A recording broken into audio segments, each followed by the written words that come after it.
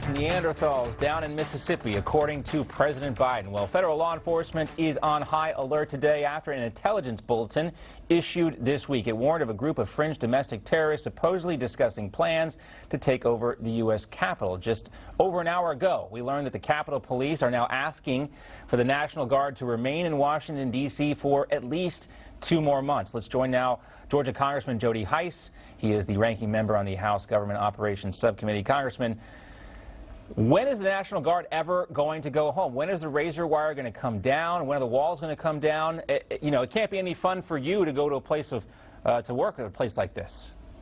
Yeah, John, I tell you, the Democrats are absolutely scared of their own shadow. Here we are watching Washington, D.C. with fences and razor wire all around the Capitol and our office buildings, with National Guard and Capitol Police every few feet with weapons.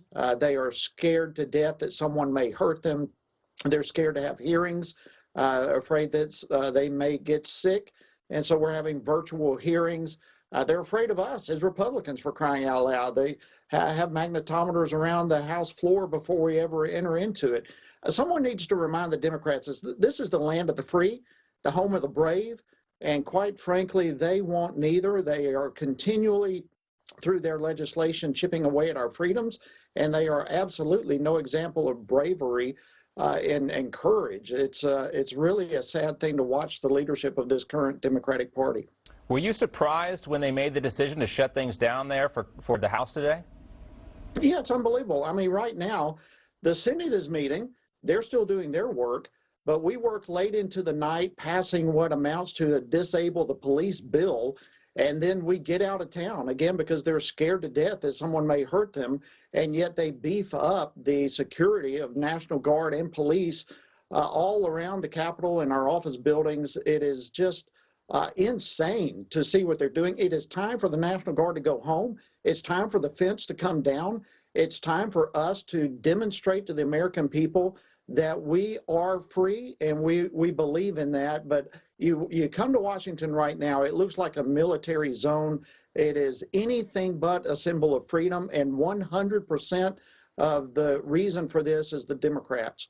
Yes, the irony is certainly not lost on us that they voted last night to defund the police, basically, with this George Floyd police reform bill, but yet they're asking the National Guard to stay another 2 months in Washington, D.C. Very typical and on brand for Democrats these days. Now, it also seems like our troops are being used as political pawns. We see how they're treated. Some of these National Guard members say they would rather be deployed to a foreign country. We've seen metal shavings in their food. They're served undercooked food. Why aren't more people standing up for these folks?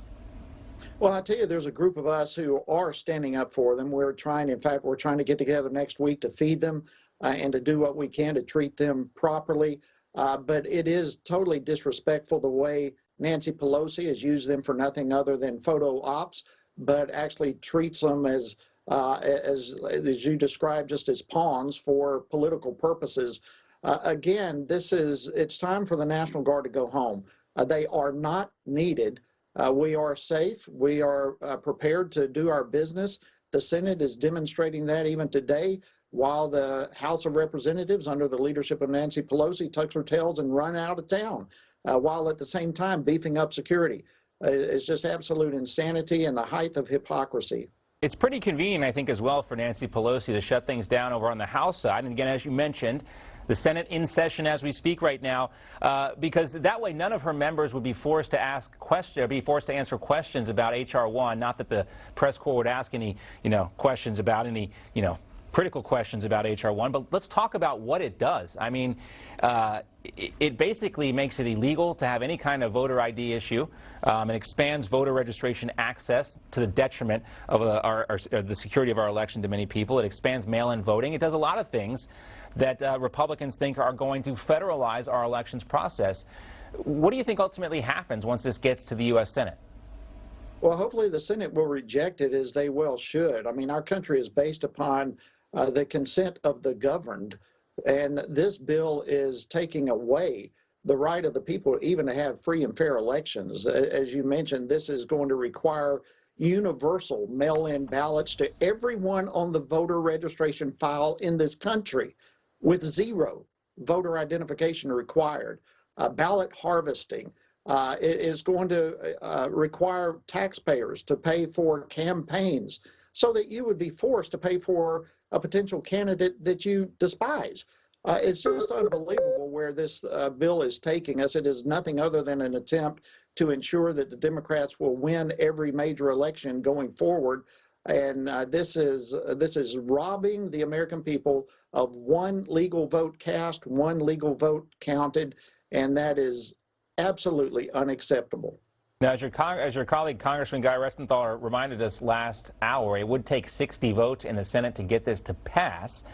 You know, it doesn't look like that would happen, but do you think this is another example of what the Democrats will use as a cudgel against Republicans? Say, well, look, this is why we got to get rid of the filibuster rule here. We're never going to pass anything because Republicans are obstructionists. That's what they're going to accuse you guys of. Oh, sure, but we know better than that. They're the obstructionists. Look at everything that they have passed. Everything that they have done to this point is harmful to the American people. It is destructive to our freedoms. It is an advancement of socialism and government takeover of our lives. That is the problem in this country. And now if they turn around and do away with the 60 vote requirement in the Senate, I mean, that would just be absolutely not only disastrous, but that would be a line in the sand that's just gone too far. We just can't, we don't operate that way. That's not what the Senate is. It is a deliberative body that debates and comes to some elements of compromise and works through issues from that perspective. So I don't anticipate that happening.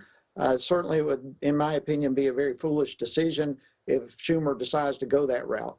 Now, you mentioned the George Floyd policing bill. We talked about that, Congressman. We appreciate your time as well. We'll check back in with you soon. Thanks so much. Always good to be with you. Thanks. Congressman Jody Hice from Georgia. Well,